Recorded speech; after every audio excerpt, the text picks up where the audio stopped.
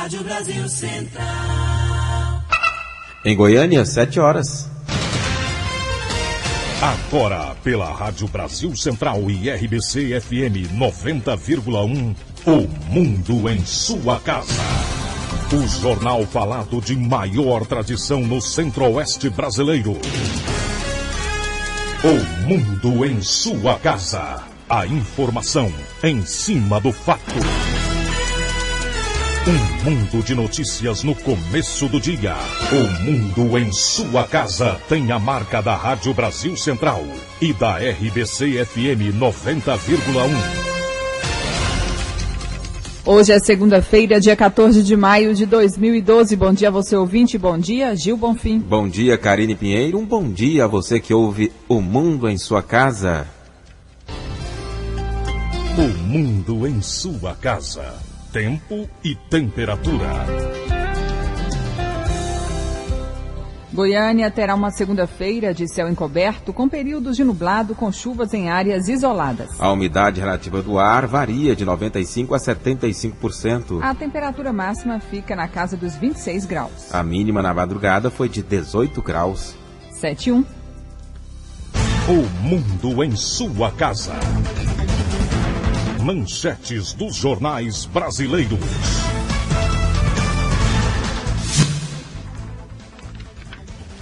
O Globo, metade dos prefeitos do Rio nomeia parentes. Folha de São Paulo, assessor multiplica por 10 seus imóveis em São Paulo. O estado de São Paulo, impasse deixa a Grécia perto de sair da zona do euro. Correio Brasiliense, casamento perde espaço para a união estável em Brasília. Valor econômico, bancos intensificam o aumento de tarifas. Estado de Minas, Belo Horizonte, PSDB tenta embolar a sucessão. Jornal do Comércio de Pernambuco, soldado morre após brincar com arma de fogo. 0 hora, Cachoeira deve R$1 milhão ao governo do Rio Grande do Sul.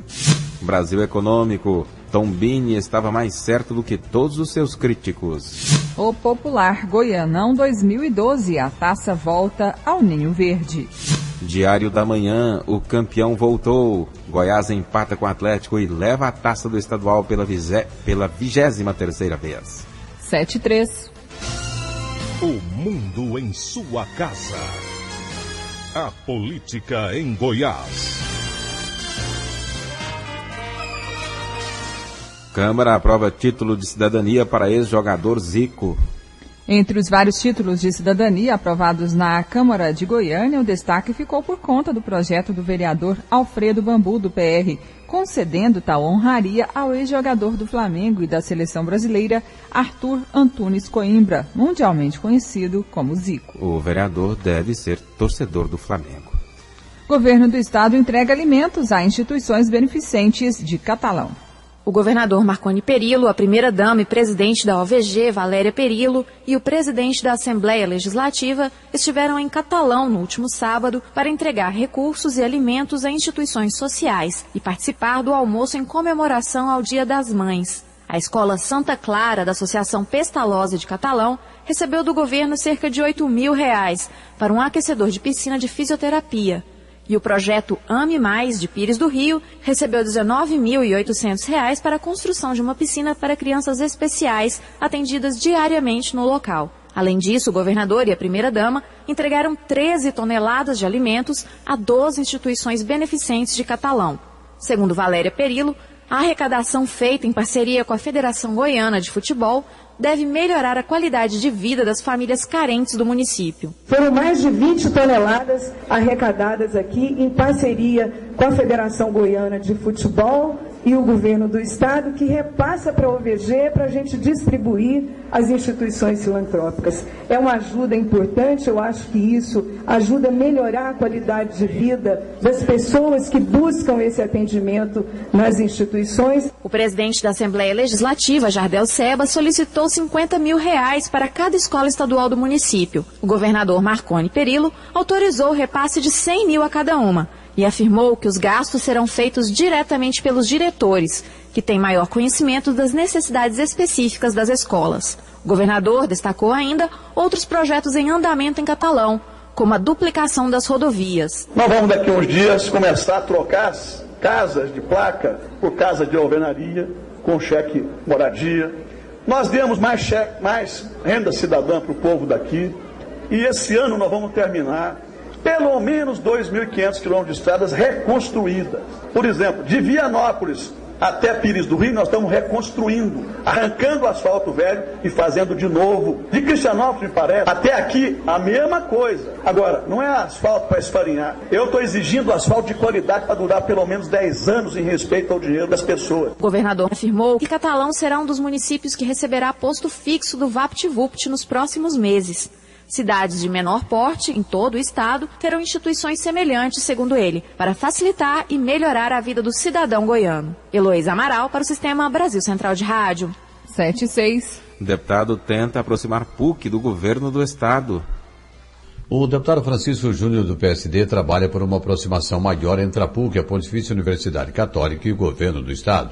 Para tanto, ele intermediou a realização de uma audiência entre representantes da universidade, membros do governo e o governador Marconi Perillo. Este ano ainda não tinha havido uma boa conversa por parte do governo com a PUC. A PUC, é bom lembrar, que é a maior instituição de ensino do estado e uma das 10 maiores do Brasil. É uma comunidade educativa de mais de 30 mil participantes, entre professores e alunos. Então nós articulamos esse encontro entre a reitoria da PUC, o representante da SGC, da qual eu sou conselheiro também, que foi o Monsenhor Luiz Lobo, e o governador e mais 3 secretarias, para conversar sobre projetos em andamento com a PUC, a participação na Semana da Cidadania que vai acontecer, interesses com relação à administração de um campus que a PUC tem em Ipameri e outras questões, potencializar diversas ações que a PUC ela realiza, seja de interesse cultural, educacional ou social,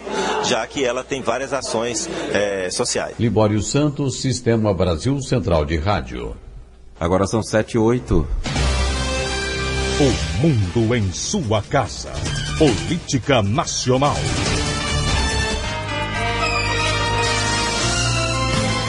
O Diretório Nacional do PT teve os maiores gastos e receitas entre os partidos em 2011, segundo o balanço do Tribunal Superior Eleitoral. As despesas do partido foram da ordem de R$ 71.760.000, enquanto a receita informada foi de R$ 109.882. No total, os diretórios nacionais dos partidos políticos registrados no TSE gastaram mais de R$ 310.500.000 em 2011.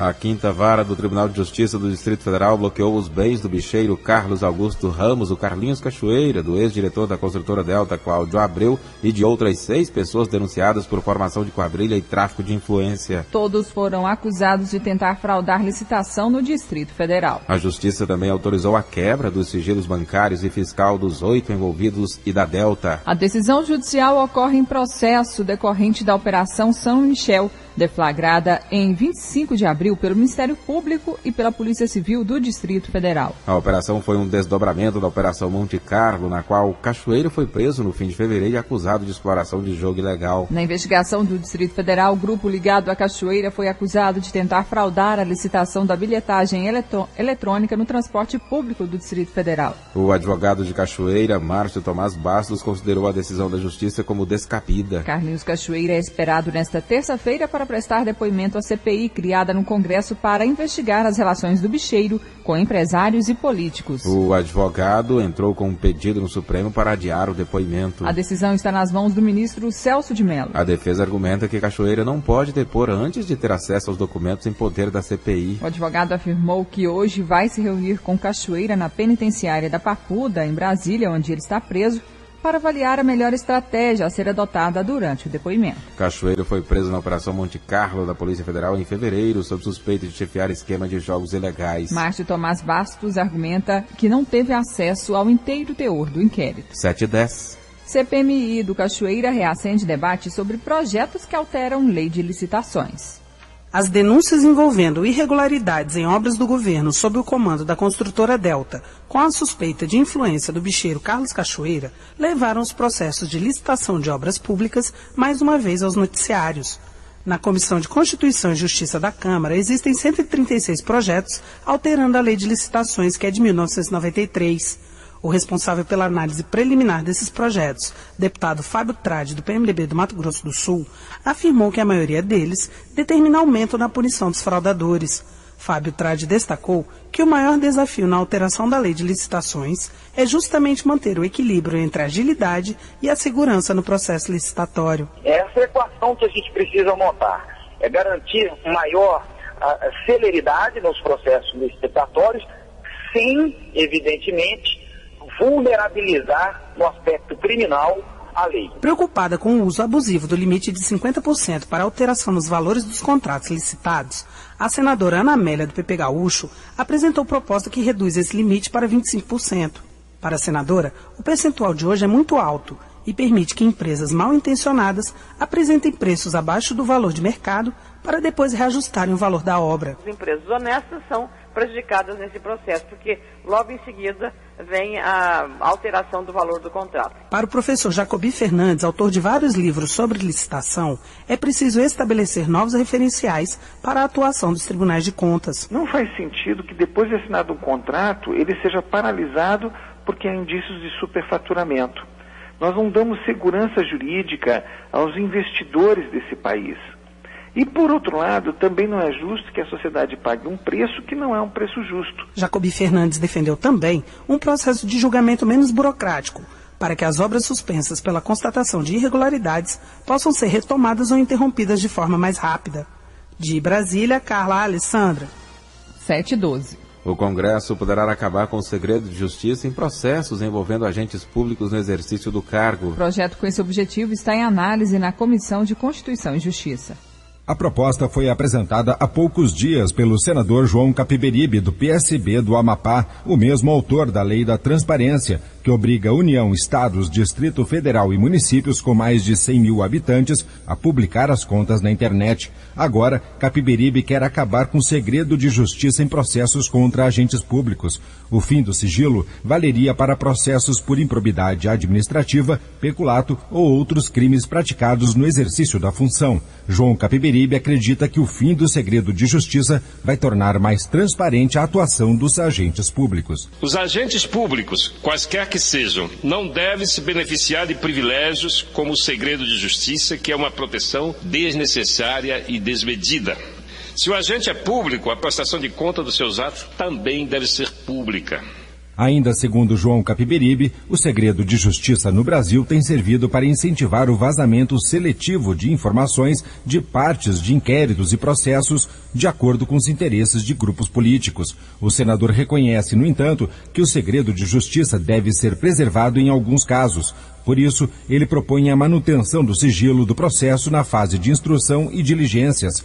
O projeto também mantém segredo de justiça no caso de processo envolvendo direito de família e sucessões, que, como destacou o senador, só dizem respeito à vida pessoal. A matéria ainda aguarda a designação de relator na Comissão de Constituição e Justiça. 7:14. O JBS, frigorífico pertencente à holding JF, que adquiriu a Delta, doou 12 milhões de reais à campanha da presidente Dilma Rousseff e ao PT nas eleições de 2010. Foram 9 milhões de reais ao Comitê Financeiro Nacional e 3 milhões de reais à direção nacional do partido. O principal adversário de Dilma nas eleições, o ex-governador tucano José Serra, e o PSDB levaram metade deste valor. Foram 3 milhões de reais para o Comitê Financeiro da campanha e outros 3 milhões de reais para o Diretório Nacional. Delta afeta a reeleição de Paz, diz ex-prefeito do Rio, César Maia. Dirigente remunerado do DEM com salário declarado de R$18 mil e candidato a vereador, o ex-prefeito do Rio, César Maia, defende as obras feitas pela Delta no seu governo. Ele afirma acreditar que o envolvimento do senador Demóstenes Torres com Carlos Cachoeira não será tão prejudicial ao DEM quanto foi o caso de corrupção que em 2010 levou à cassação do governador José Roberto Arruda, do Distrito Federal. No Rio, Maia está unido ao ex-adversário e deputado federal Antony Garotinho na campanha à prefeitura da chapa formada pelos filhos dos dois, os deputados federal Rodrigo Maia e estadual Clarissa Garotinho. Ele diz que o atual prefeito Eduardo Paes, aliado do governador Sérgio Cabral, é beneficiado pelo apoio das organizações Globo à sua reeleição. As organizações Globo afirmam que, por princípio, não apoiam candidatos. Paes não quis comentar as declarações de César Maia.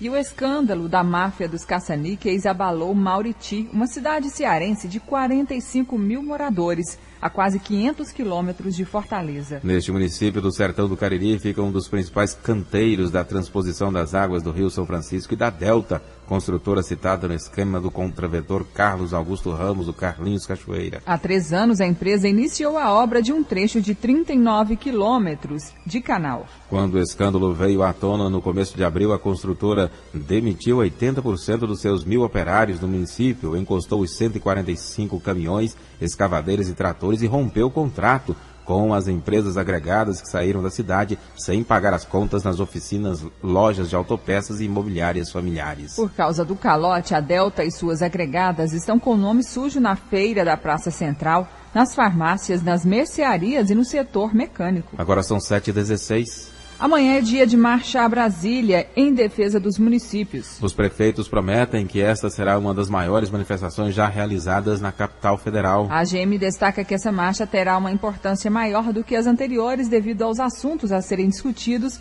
e a atual situação difícil por que passam os municípios. Para falar mais sobre o assunto, vamos conversar agora com o presidente da AGM, Márcio Cecílio Ceciliano. Bom dia. Bom dia, Gil Bonfim, bom dia, Karine Pinheiro, bom dia a todos os ouvintes do Mundo em Sua Casa. Presidente, qual que será o diferencial dessa marcha este ano a Brasília? O diferencial é que as prefeituras de todo o Brasil estão passando por uma situação extremamente crítica. E nós agora precisamos realmente de resultados rápidos, de respostas rápidas para essas reivindicações, para que possamos equilibrar a situação administrativa e financeira de nossas prefeituras. E eu tenho certeza que pela mobilização feita e coordenada pela Confederação Nacional dos Municípios, a presença será maciça de mais de 4.000 prefeitos, nós estamos prevendo, e com essa presença nós vamos sensibilizar o Congresso Nacional e a nossa querida presidenta Dilma para que responda mais rápido possível para que nós possamos resolver esses graves problemas, principalmente os problemas financeiros. E qual é o principal tema, presidente, que a AGM e os municípios vão tratar nesta 15ª Marcha dos Municípios?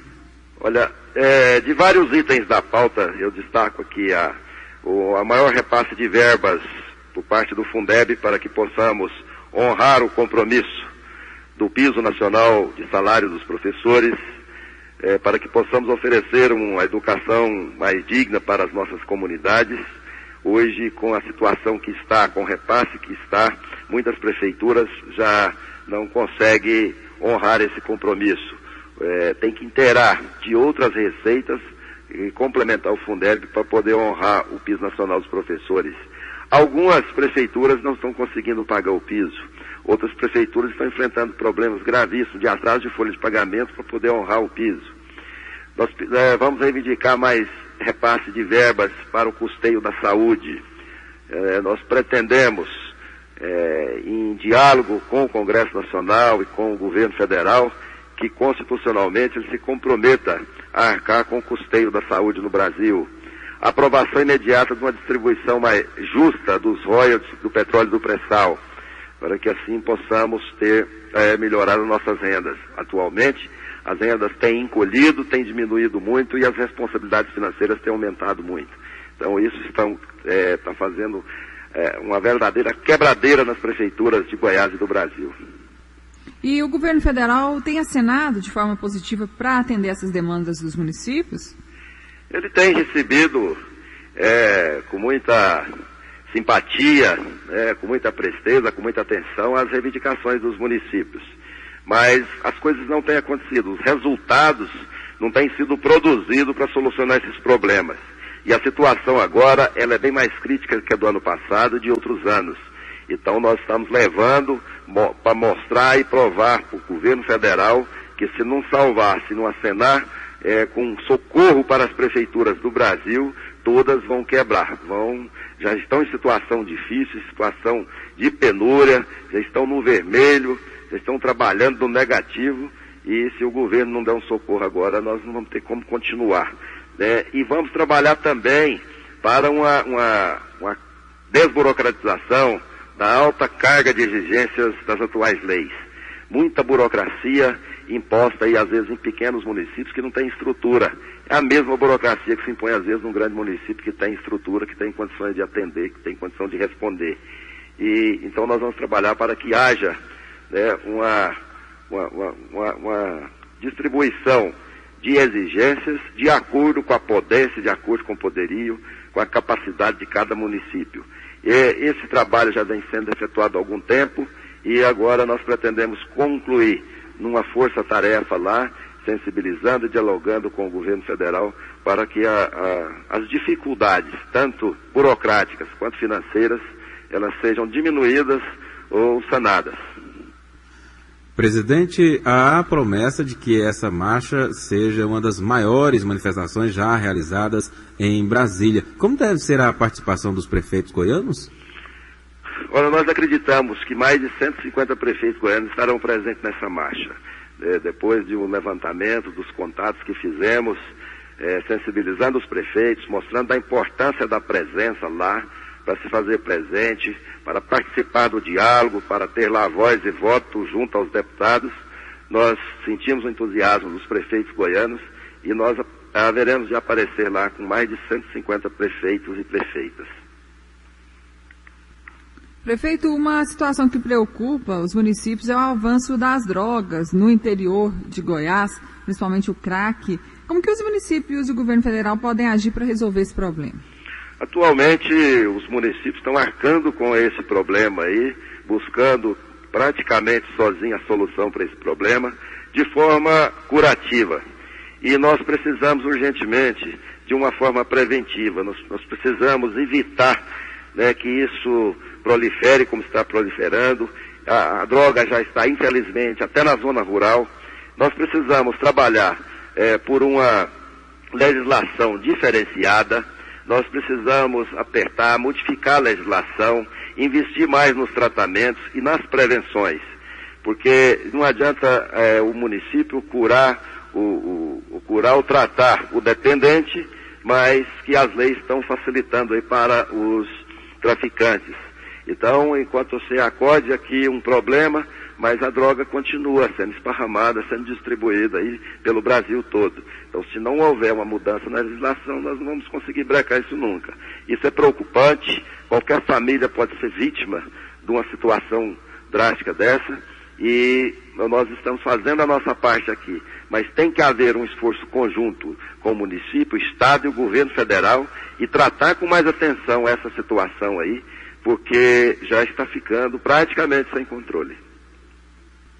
Márcio Cecílio Ceciliano, presidente da AGM, Associação Goiana dos Municípios, obrigado pela entrevista aqui ao Mundo em Sua Casa. Um bom dia. Bom dia, Gil Bonfim, bom dia, Karine Pinheiro, bom dia a todos os ouvintes do Mundo em Sua Casa. Márcio Cecílio Ceciliano falando sobre a Marcha Brasília em defesa dos municípios, que será amanhã. Os prefeitos prometem que esta será uma das maiores manifestações já realizadas em Brasília. Agora são 7h24. Flexibilizar Voz do Brasil será presente dos 90 anos do rádio. O projeto que flexibiliza o horário do programa A Voz do Brasil está pronto e apenas aguarda a inclusão na pauta da Câmara Federal por parte do presidente deputado Marco Maia. A Associação Brasileira de Emissoras de Rádio e Televisão, a ABERT, luta há mais de 11 anos para que o programa institucional do governo seja flexível. O presidente da ABERT, Emanuel Soares Carneiro, lembrou que o programa não vai sair do ar. As rádios teriam entre 19 e 23 horas para veiculação. Emanuel Soares Carneiro explica que todas as etapas e conversas sobre a mudança do programa já foram discutidas e falta apenas a votação no plenário da Câmara. Pelas conversas que nós já tivemos, já reuniões com deputados, é quase unanimidade. Não há praticamente vozes contrárias a isso. Por isso é que, colocando em votação, nós que já estamos com a bola na marca do pênalti, vamos sair para um abraço. Será uma grande vitória, um grande presente que o rádio vai receber nesse ano de 2012. A flexibilização da Voz do Brasil será discutida no 26º Congresso Brasileiro de Radiodifusão, que acontece em Brasília, entre os dias 19 e 21 de junho. Sistema de informação mercadológica, legislação e empreendedorismo serão alguns dos outros temas discutidos no evento que é promovido pela ABERT. O ministro das Comunicações, Paulo Bernardo, e o presidente da Anatel, João Rezende, já confirmaram presença no evento. De Brasília, Fernando Dias. 7h25. Toma posse na quarta-feira a Comissão da Verdade.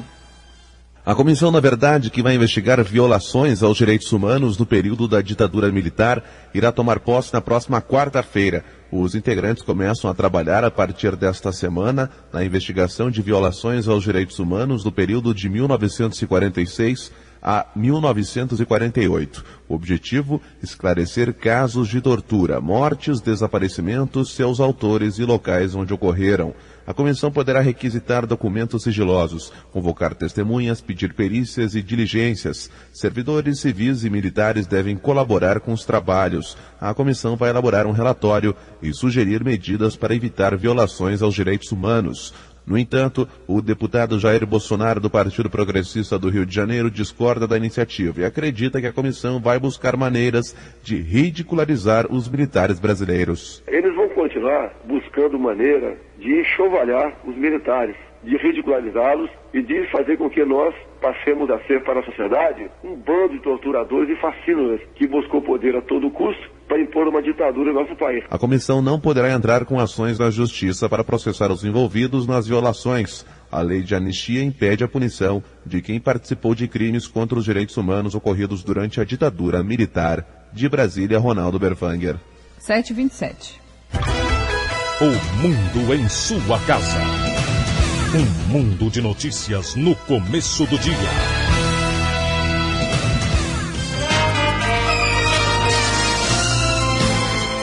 O cantor sertanejo Pedro Leonardo passou por uma cirurgia de emergência na noite de sábado, de acordo com o boletim divulgado neste domingo pelo Hospital Sírio-Libanês, onde ele está internado em São Paulo. Houve um problema na parede abdominal do cantor e foi necessário fazer uma ressutura de emergência, diz o Sírio-Libanês. A cirurgia não era esperada, segundo a assessoria de imprensa do hospital. Apesar da operação, o quadro clínico de Pedro está estável, com evolução favorável das funções neurológicas, de acordo com o boletim médico. O cantor continua internado e vai passar por uma série de avaliações nos próximos dias. A Polícia Militar apreendeu 5 máquinas caça-níqueis neste final de semana em uma sala comercial na Vila Mutirão, em Goiânia. De acordo com a PM, o local foi descoberto após uma denúncia anônima. Responsável pela sala, um homem de 72 anos, foi levado para a delegacia juntamente com as máquinas. Ele assinou um termo circunstanciado de ocorrência e em seguida foi liberado.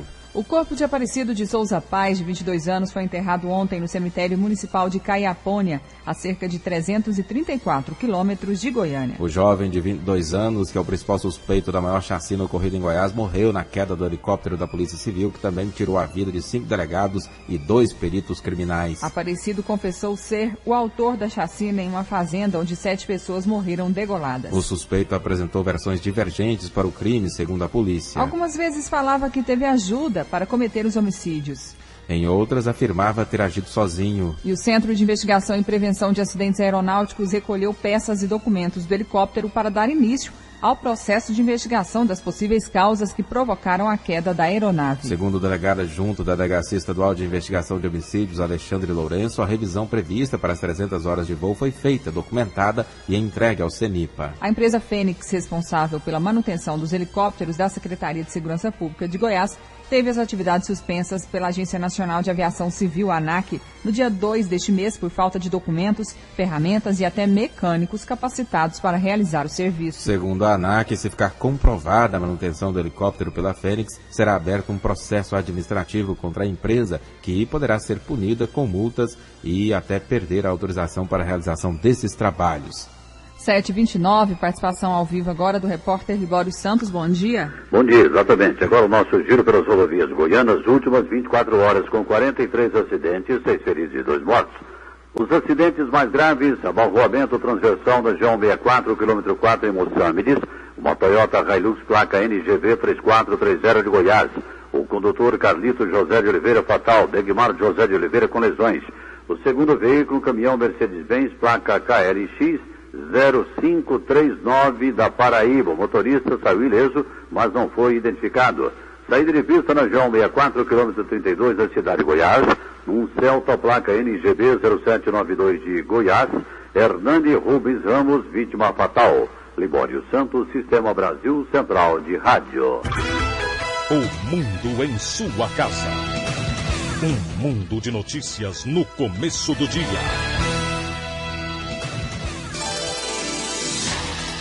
Agentes prisionais da CPP flagraram uma visitante da unidade tentando repassar drogas para um interno do presídio. A mulher, identificada como Morgana Alves Polvo, estava com 1,5 kg de maconha escondido em uma sacola dentro da própria bolsa. O material foi observado pela segurança durante a revista feita nos objetos pessoais dos visitantes. Ontem, dia de visitas no complexo prisional, pelo menos 3.500 pessoas circulavam entre as 5 unidades prisionais. A mulher flagrada com a droga foi encaminhada ao quarto distrito policial localizado no setor Garavelo. A maconha seria entregue para o companheiro dela, que está preso na CPP, Ricardo Calvério dos Santos. 7h31.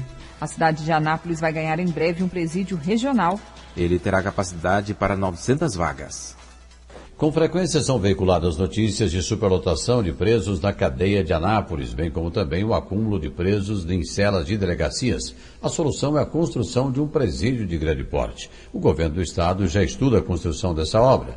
Todo o processo vem sendo acompanhado de perto pelo deputado Carlos Antônio do PSC, que é de Anápolis. Nós tivemos a grata surpresa de poder ter sido revelado que o edital para licitação da obra foi publicado recentemente. Vamos aguardar o prazo legal para que realmente a gente possa conhecer a empresa que vai construir a obra. Já pedimos e a Getop acatou que a gente pudesse limpar o terreno, já desse demonstrações de que realmente ali vai acontecer uma obra. Existe a questão das licenças, né? A ambiental, que é a mais preocupante de todas, também já está em andamento. Existe uma necessidade, como a obra está com previsão para início no mês de setembro, existe a necessidade de uma prorrogação de prazo, nem que seja via executivo municipal na cidade de Anápolis. Enfim, tudo que tinha que ser feito foi feito. Então é aguardar agora o início da obra, que o início está previsto para o mês de setembro. Qual, afinal, é a importância desse presídio, não só para Anápolis, mas para aquela região ali, que exatamente abrange praticamente todo o Vale do São Patrício? E é bom que se coloque que é um presídio regional. Inicialmente com 300 vagas, chegará a 900 vagas, até porque o terreno suporta isso, que é em torno de 160 mil metros quadrados. A importância é muito grande. Hoje existe um caos carcerário, não só em Anápolis, mas em toda a região. Hoje não tem. Nós temos delegacias superlotadas, porque nem o presídio que hoje existe na cidade de Anápolis tem vagas mais para poder receber qualquer preço. Ou seja, é uma solução definitiva do problema. E graças a Deus, o governo federal sensível através do DEPEN, o próprio governo do estado que tem uma contrapartida, é bom que se diga que o presídio de Anápolis vai custar em torno de 12 milhões de reais, com 9 milhões e meio vindo do governo federal via DEPEN e 2 milhões e meio como contrapartida do governo do estado. 7h33. Lançada em Goiânia a Defensoria nas escolas. Os projetos de defensoria nas escolas e central de flagrante têm como objetivo implantar uma série de ações que garantam a justiça às pessoas que não têm como arcar com as despesas de uma ação judicial e de um advogado. João Paulo Brezinski, que é consultor geral da Defensoria Pública de Goiás, explica que é uma forma de aproximar da população que muitas vezes desconhece o serviço disponibilizado. Essa central de flagrantes objetiva auxiliar a Defensoria para que ela comece, a partir de agora, a promover o atendimento aos finais de semana e feriados às pessoas, aos assistidos que eventualmente não possam pagar advogado e tenham contra si lavrado um auto de prisão em flagrante. E o último programa que vamos lançar é a Defensoria Vai à Escola. Esse programa tem como escopo palestras dos defensores nas 200 escolas estaduais do estado de Goiás. O consultor João Paulo explica os serviços da Defensoria disponíveis às famílias de baixa renda. As pessoas que recebem salário, remuneração igual ou inferior a 3 salários mínimos. E os serviços prestados pela Defensoria são todos os serviços jurídicos de competência da Justiça Estadual. Então não atendemos previdenciário e direito do trabalho, mas todos os demais áreas do direito, como ação de indenização, divórcio, separação, alimentos, e a área criminal também é abrangida pelas atividades desenvolvidas pela Defensoria. Em cada escola visitada haverá uma urna para que os alunos possam enviar dúvidas e sugestões. As atividades da Defensoria nas escolas começam no dia 21 desse mês. Yara Galvão para o Sistema Brasil Central de Rádio. 7h35. Igreja Matriz de Campinas recebeu grupos de congadas de todo o estado. Centenas de pessoas participaram na manhã deste domingo do encontro de congadas que há 41 anos é realizado no segundo domingo de maio na Praça da Igreja Matriz, no setor Campinas, em Goiânia. Nas congadas, homens e mulheres negras se tornam capitães, reis, rainhas e princesas, num evento que foi trazido ao Brasil pelos escravos e que, em Goiás, se repete há quase 70 anos. Relata a presidente da Irmandade 13 de Maio, Valéria da Congada. É a cultura afro-brasileira que a gente vem trazendo essa história há 68 anos dentro de Goiânia, buscando a história dos escravos, dos nossos ancestrais, que hoje é conhecido como a cultura popular. Foi trazida pelos escravos. Os escravos vieram trazendo essa dança para comemorar a sua libertação. Então, assim, a dança que eles buscou foi a dança da capoeira e a dança das congadas para agradecer aos deuses pela sua libertação. As congadas homenageiam Nossa Senhora do Rosário, São Benedito e Santa Efigênia. Aulus Rincon, para o Sistema Brasil Central de Rádio. Agora são 7h37. O Ministério Público Estadual denunciou 16 pessoas por fraudes na Associação de Combate ao Câncer de Goiás. O Ministério Público, como a Karine já disse, a denúncia é um desdobramento da Operação Biópsia realizada no dia 7 de fevereiro deste ano. Entre os denunciados estão empresários, diretores e funcionários da contabilidade da associação, que é uma instituição filantrópica e administra o Hospital Araújo Jorge. O Ministério Público pede à Justiça que a presidente afastada, Criseide Dourado, seja condenada pelos crimes de desvio e lavagem de dinheiro, falsidade ideológica e formação de quadrilha. Depois de ouvir vários funcionários e reunir documentos da contabilidade, os promotores comprovaram um desvio de pelo menos R$1 milhão desde 2008. As irregularidades vieram à tona em fevereiro deste ano, quando foi deflagrada a Operação Biópsia. 8 pessoas foram detidas. A investigação identificou também que em 2010, o ex-secretário de Saúde de Goiânia, Paulo Rassi, pediu que a associação comprasse 100 mil frascos de soro. A compra, que teria sido superfaturada, custou mais de R$300 mil e a mercadoria nunca foi entregue. Paulo Rassi, que atualmente é secretário de Saúde de Aparecida de Goiânia, foi denunciado por desvio de dinheiro público e dispensa de licitação. O ex-secretário de Saúde de Goiânia afirmou que em 2010 apenas uma empresa fornecia soro e com um grande número de casos de dengue registrado no período, a demanda por soro foi muito grande. Por isso, não havia tempo para uma nova licitação e assim solicitou a compra através da Associação de Combate ao Câncer de Goiás. Paulo Rassi admite que a única falha foi não fazer o contrato de doação. O ex-secretário garante ainda que a mercadoria foi entregue. 7h38. Lei que permite visita íntima a menores infratores em centros de internação já está em vigor. A Lei 12.594 impõe responsabilidades a municípios, estados e a federação nas ações voltadas às medidas socioeducativas. Ela regulamenta o que já estava previsto no Estatuto da Criança e Adolescente. Um dos pontos mais polêmicos é a garantia da visita íntima ao menor. Embora este benefício fosse permitido em estabelecimentos de ressocialização de jovens, em alguns estados, isso não era garantido por lei. De acordo com a superintendente da Criança e do Adolescente da Secretaria Estadual de Cidadania e Trabalho, Luzia Dora, os estados só vão aderir ao programa diante de suas condições para implementá-lo. Ela afirma que Goiás ainda não discute a aplicação da visita íntima. Caso ela ocorra, deve ser concedida mediante a avaliação de vários critérios. Alguns adolescentes que já tinham, antes de chegar na unidade, uma relação estável ou tinham um casamento, ele tem o direito dessa visita íntima, o que não quer dizer que, constituindo essa união, no decorrer da internação, ou mesmo não comprovando a relação estável ou o casamento civil,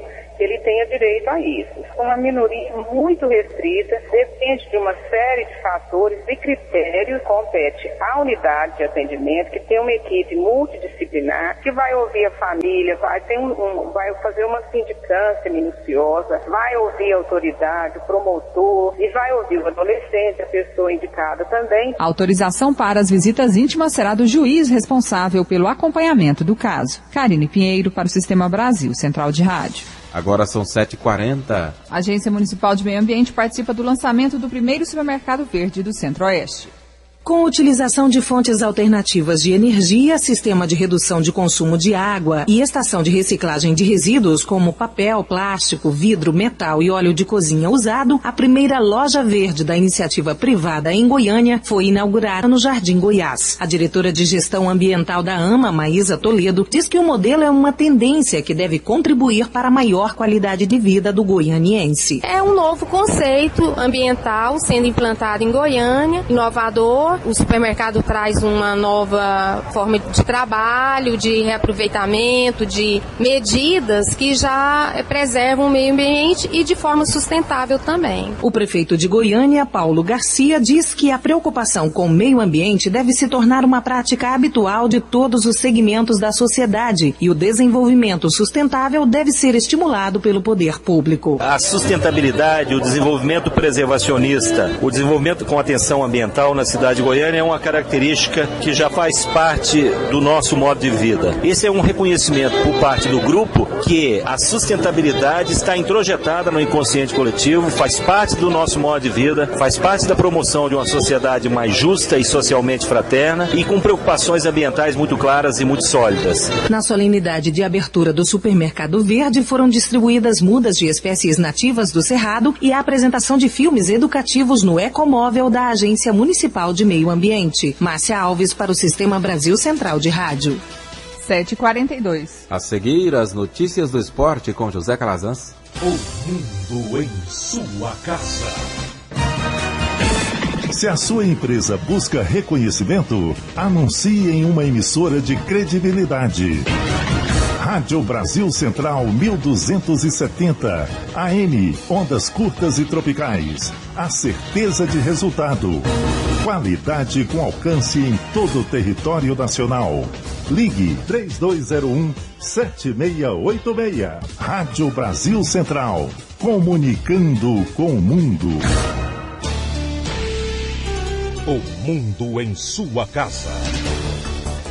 O jornal falado de maior tradição no Centro-Oeste brasileiro.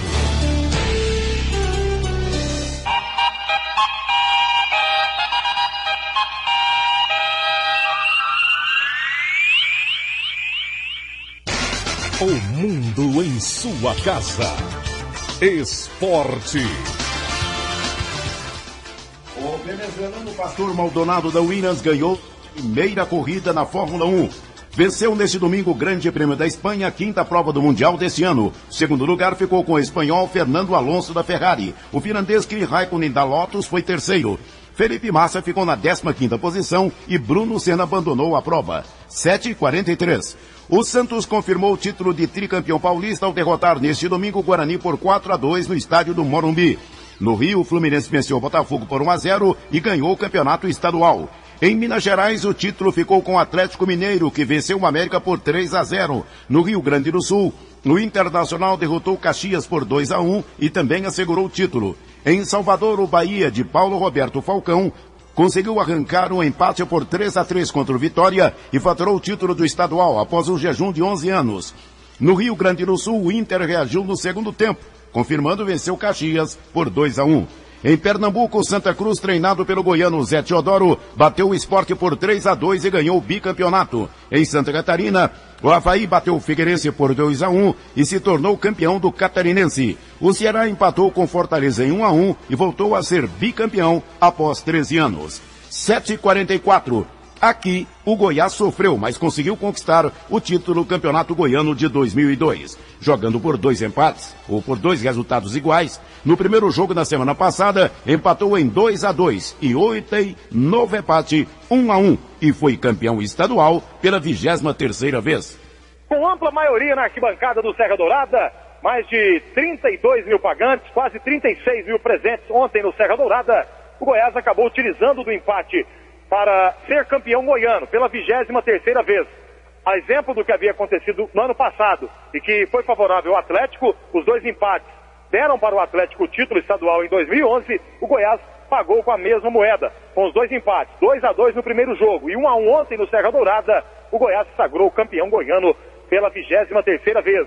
A comemoração foi até altas horas da madrugada desta segunda-feira na Serrinha, com chopp para torcedores, bandas comemorando mais um título do Goiás. Os jogadores não têm muito tempo para comemorar. A apresentação acontece à tarde, hidroginástica na Academia Aqua Esporte, e amanhã, na terça-feira, o time já viaja para São Paulo, onde enfrenta o Tricolor do Morumbi, quarta-feira às 9h50, pelas quartas de final da Copa do Brasil. Vinícius Silva para o Sistema Brasil Central de Rádio. O Atlético vice-campeão goiano volta agora suas atenções para o Brasileiro da Série A, que começa domingo.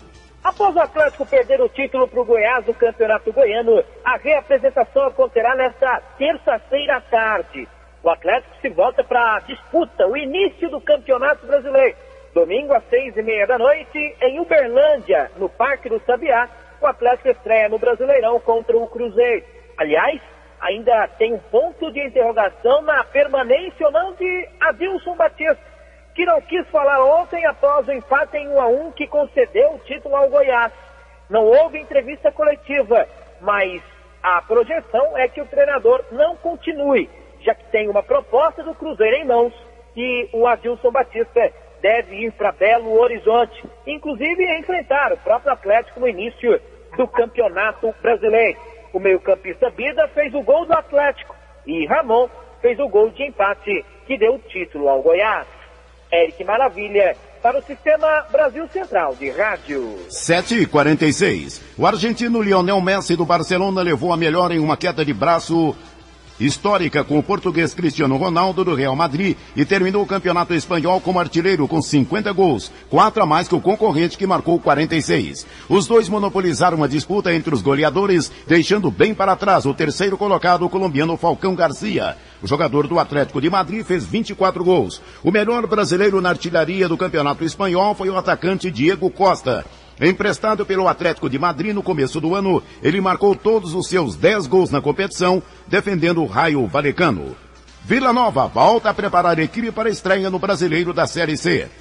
Após o domingo de folga, os jogadores do Vila Nova vão se reapresentar hoje e retomam os trabalhos visando o início da Série C do Campeonato Brasileiro, que para o Vila acontece no dia 27 desse mês, no estádio Serra Dourada, contra o Oeste de Itápolis. O meia Rondinelli foi de fato negociado esse fim de semana com o Grêmio de Futebol Porto-Alegrense. Valores giram em torno de 1.400.000. Esta negociação. Em relação a contratações, as primeiras devem pintar no Anésio Brasileiro Alvarenga a partir desta semana.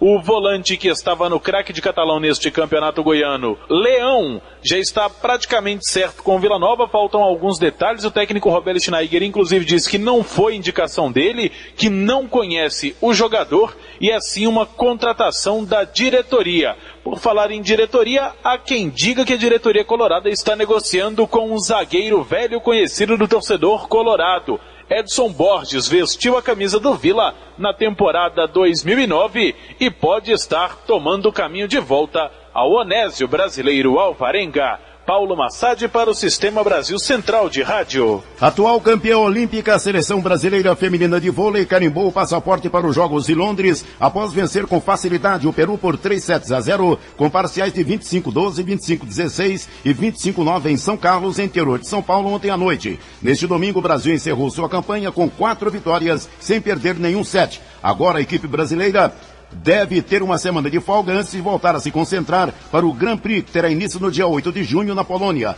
Além do Brasil, já estão garantidos em Londres 2012, Turquia, Estados Unidos, República Dominicana, Itália, China, Argélia e Grã-Bretanha. Na próxima semana serão definidas as 4 últimas vagas. Às 7h49 do Esporte é o que há. Obrigado, José Calazans. O mundo em sua casa. O jornal falado de maior tradição no Centro-Oeste brasileiro.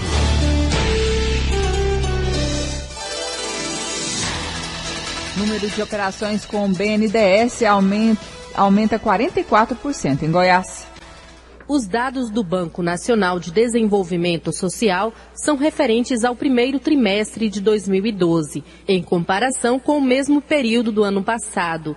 Apesar do crescimento de 44% do número de operações, o valor dessas diminuiu em 62%. O economista da Federação da Indústria do Estado de Goiás, Cláudio Henrique de Oliveira analisa essa tendência. Além desse aumento em número de operações, houve uma redução no montante desembolsado pelo BNDES em relação às operações. O que se percebe é que as micro e pequenas empresas procuraram mais o BNDES, tanto é verdade que a microempresa, os números de operações cresceram 47% e as de pequeno porte 62%. Nós atribuímos então a esse crescimento da quantidade de operações e diminuição dos valores tomados a uma pulverização entre as pequenas e microempresas que procuraram mais o BNDES.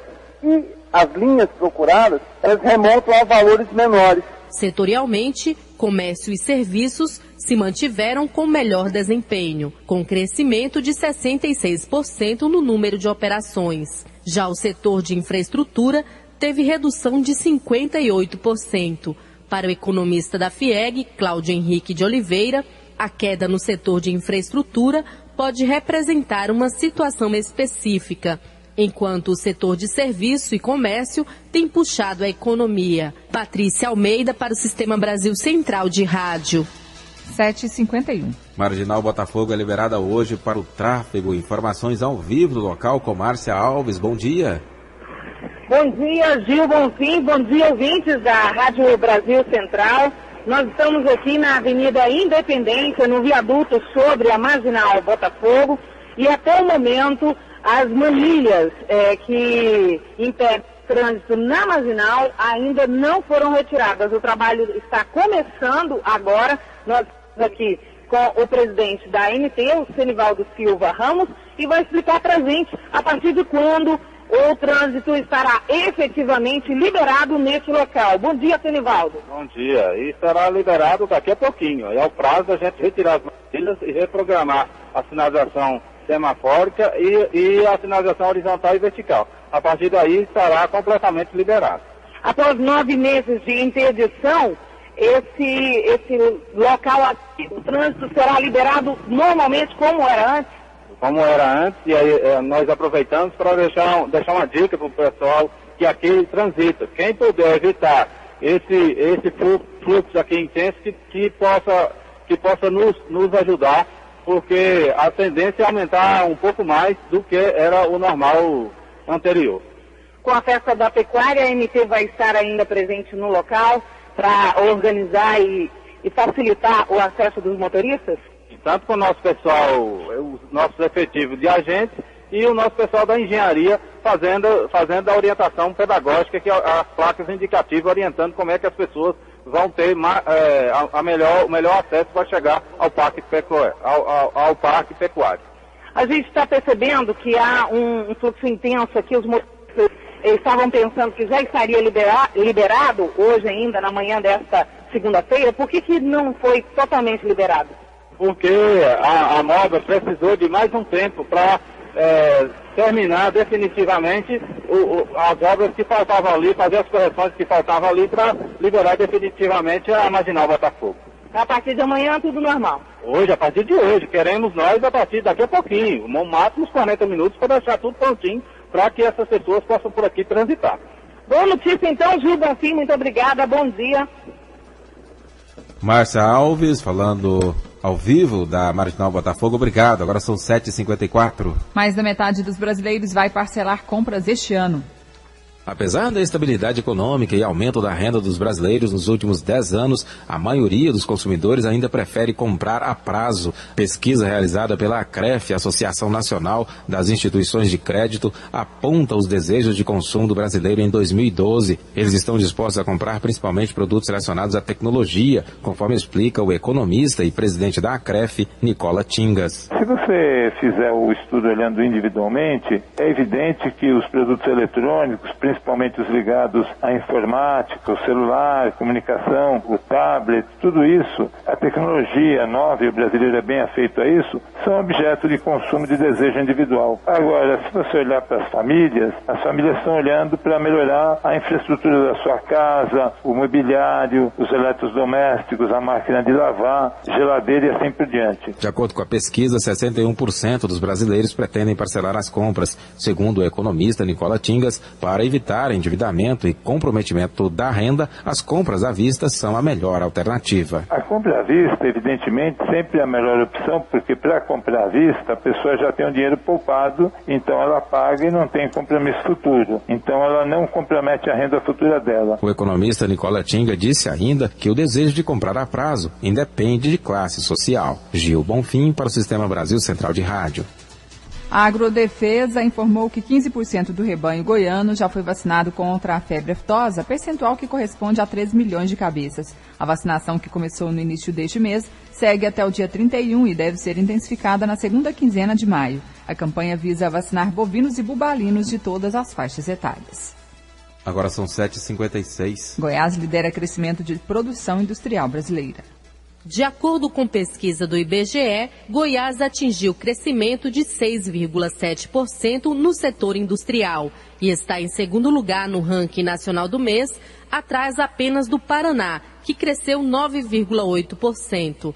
Na avaliação do economista da Federação da Indústria do Estado de Goiás, Cláudio Henrique de Oliveira, o crescimento é empurrado pelo Parque Fabril Goiano. Os dados da pesquisa do IBGE coloca Goiás com o segundo melhor desempenho no mês de março em relação a fevereiro. E também o coloca com melhor desempenho quando comparado março de 2012 a março de 2011. Esse resultado ele é bastante expressivo, chega-se da casa de 2 dígitos em relação a março comparado com fevereiro.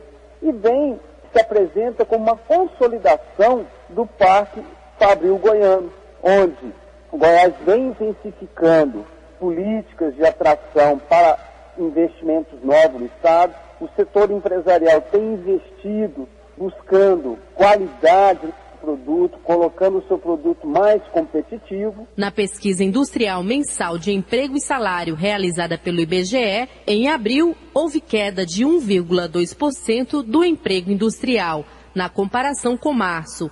Para o economista da FIEG, Cláudio Henrique de Oliveira, os números não refletem a realidade de Goiás. Ela não analisa Goiás, ela pega a região centro-oeste, ela trabalha regiões metropolitanas e a região centro-oeste, se eu não estou enganado. Então, assim, está pegando também outros estados que podem influenciar diretamente esse resultado, colocando uma coisa que não está acontecendo. Porque o que a gente vê em Goiás, quando a gente pega os dados do CAGED, que é uma pesquisa do Ministério do Trabalho e Emprego, o emprego em Goiás está crescente. Patrícia Almeida para o Sistema Brasil Central de Rádio. 7h58. A ofensiva da presidente Dilma Rousseff contra os bancos privados gerou uma disputa dentro do próprio governo. Banco do Brasil e Caixa Econômica Federal passaram a trocar farpas nos bastidores e protagonizaram uma corrida pelo posto de líder no corte de juros, com anúncios seguidos de reduções. O BB acusa a Caixa de ser agressivo demais e assumir risco excessivo com os cortes de juros em suas principais linhas de crédito. Do lado da Caixa, a resposta é que o BB teme perder espaço comercial e está pressionado pelo Palácio do Planalto por conta de sua posição conservadora ao iniciar o processo de redução das taxas de juros. 7h59.